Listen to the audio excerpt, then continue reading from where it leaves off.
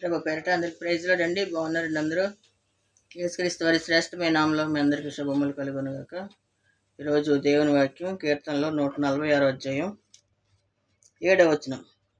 బాధపడి వారికి ఆయన న్యాయం తీర్చును, ఆకలి కొనిన వారికి ఆహారము దయచేయును, యెహోవా బంధింపబడిన వారిని విడిపించును.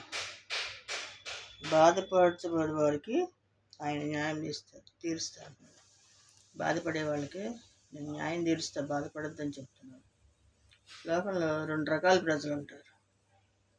బాధపరిచే వాళ్ళు ఒకళ్ళు, బాధింపబడే వాళ్ళు కొంతమంది అలా ఉంటారు.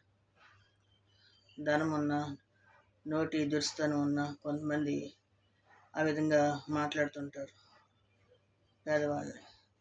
వాళ్ళు సర్లే అని ఊరుకుంటారు. ప్రార్థన చేసుకునే వాళ్ళు అయితే ప్రార్థన చేసుకుంటారు దేవుడికి. ఆ విధంగా ధనబలం ఉన్న,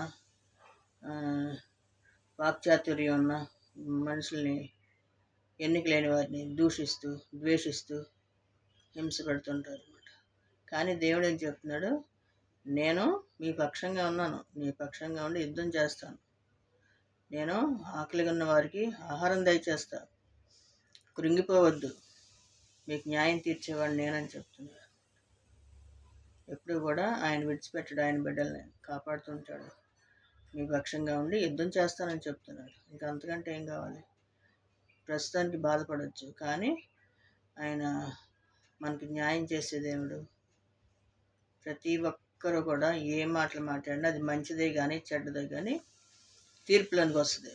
దేవునికి లెక్క అప్పచెప్పాలి. కాబట్టి దూషణ మాటలు, నోటికి ఇష్టానుసారం వచ్చినట్టు మాట్లాడకుండా దేవుని భయం కలిగి జాగ్రత్తగా మాట్లాడాలి. దేవుడు వింటున్నాడు, చూస్తున్నాడు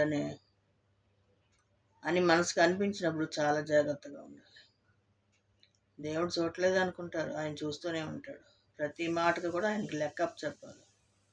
దేవునికే మహిమ కలుగును గాక. దేవుని కృప మీ అందరికీ తోడై ఉండును గాక. ఆమేన్.